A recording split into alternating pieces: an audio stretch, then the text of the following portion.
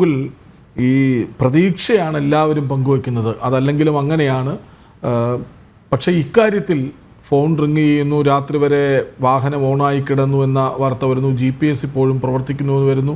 അപ്പോൾ ആകെ വലിയൊരു പ്രതീക്ഷ ഇപ്പോഴും ബാക്കിയുണ്ട്. എങ്ങനെയും അർജുൻ തിരിച്ചു വരണമെന്ന ആഗ്രഹം എല്ലാവരും പങ്കുവയ്ക്കുന്നുണ്ട്. അപ്പോഴും അവിടെ രക്ഷാപ്രവർത്തനം കാര്യമായി നടക്കുന്നില്ല എന്ന വാർത്തയാണ്.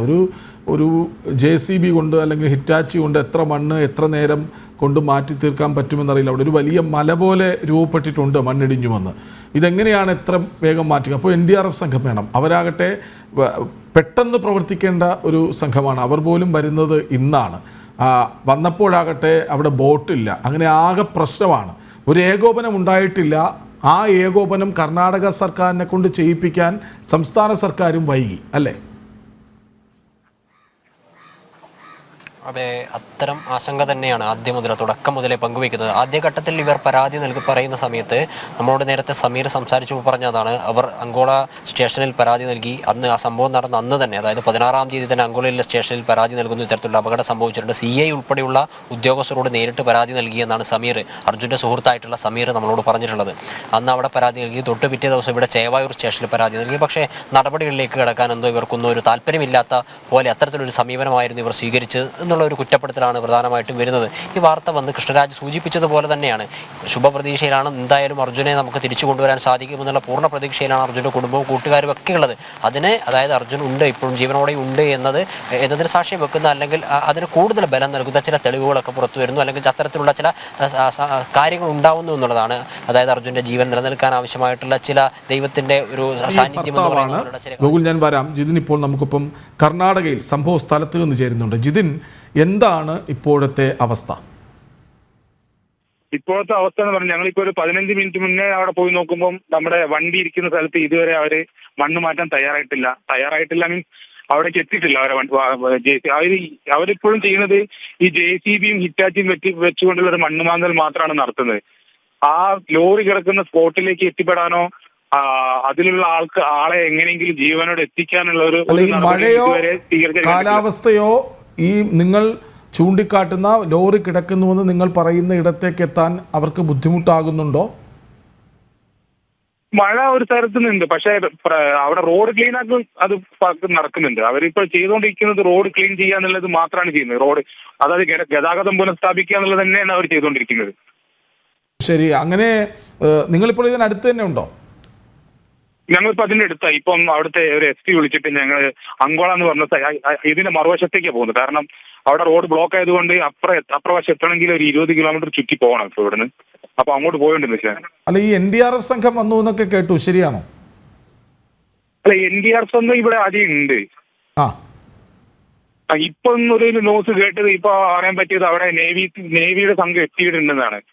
നേവിയുടെ സംഘം എത്തിയിട്ട് അവര് മുങ്ങൽ വിദഗ്ധന്മാരാണെന്നാണ് അറിയാൻ പറ്റിയത്. കറക്റ്റ് എക്സാക്ട് അറിയില്ല. ഞാൻ അവിടെ പോയിട്ട് വേണമെങ്കിൽ പറഞ്ഞു തരാം എന്താണെന്നുള്ളത്. അല്ല, നിങ്ങൾ ശരിക്കും എന്താണ് മനസ്സിലാക്കുന്നത്? ഈ ലോറി സ്പോട്ട് ചെയ്തല്ലോ, GPS സംവിധാനം വഴി ലോറി നിങ്ങൾ ചൂണ്ടിക്കാണിക്കുന്നുണ്ട്. അവരെന്താണ് പറയുന്നത്?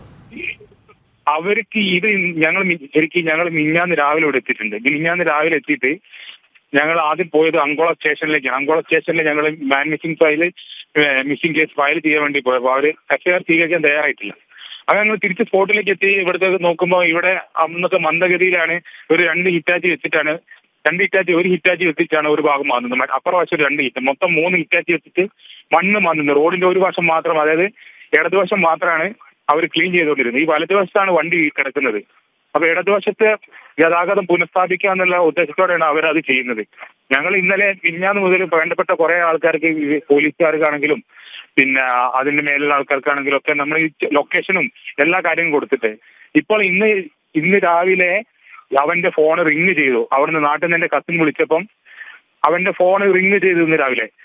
അതായത് പിന്നെ അതിനുശേഷം ഇവന്റെ വണ്ടി ഭാരത് ബെൻസ് ആണ്. ഈ ഭാരത് ബെൻസിന്റെ റെപ്രസെന്റേറ്റീവ് വിളിച്ചപ്പം പറഞ്ഞത് 16-ാം തീയതി മുതൽ 18-ാം തീയതി രാത്രി വരെ, അതായത് 18-ാം തീയതി രാത്രി പറഞ്ഞാൽ ഇന്നലെ രാത്രി വരെ വണ്ടിയുടെ എഞ്ചിൻ ഓണാണ്.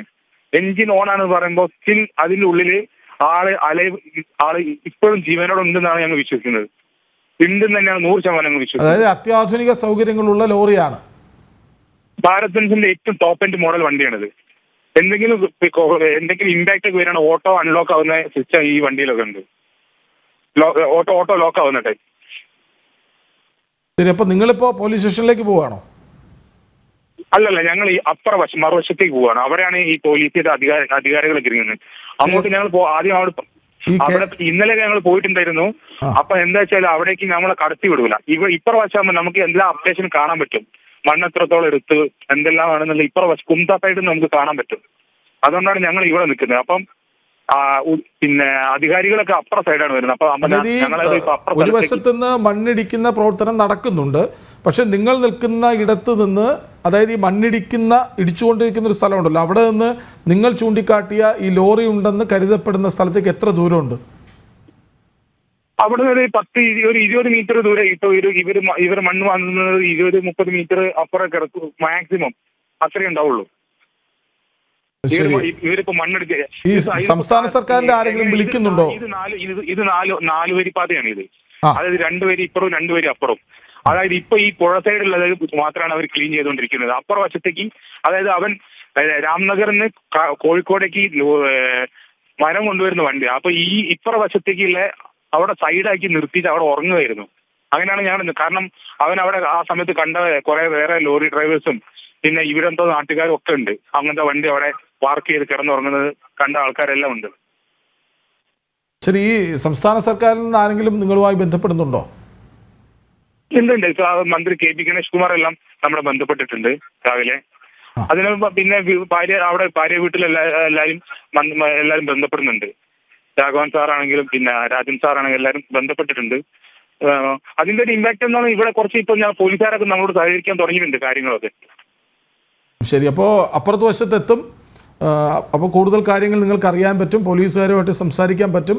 ഇപ്പോൾ സംസ്ഥാന സർക്കാരും വിവിധ ഉദ്യോഗസ്ഥ തലത്തിലുമൊക്കെ ബന്ധപ്പെട്ട സാഹചര്യത്തിൽ അത് കുറച്ച് വേഗത കൂടുമെന്ന് നമുക്ക് പ്രതീക്ഷിക്കാം, അല്ലേ? അതെ. ശരി, ഇടയ്ക്ക് വിളിക്കാം ജിതിൻ, ഞങ്ങളും പ്രാർത്ഥിക്കുന്നു. Thank you.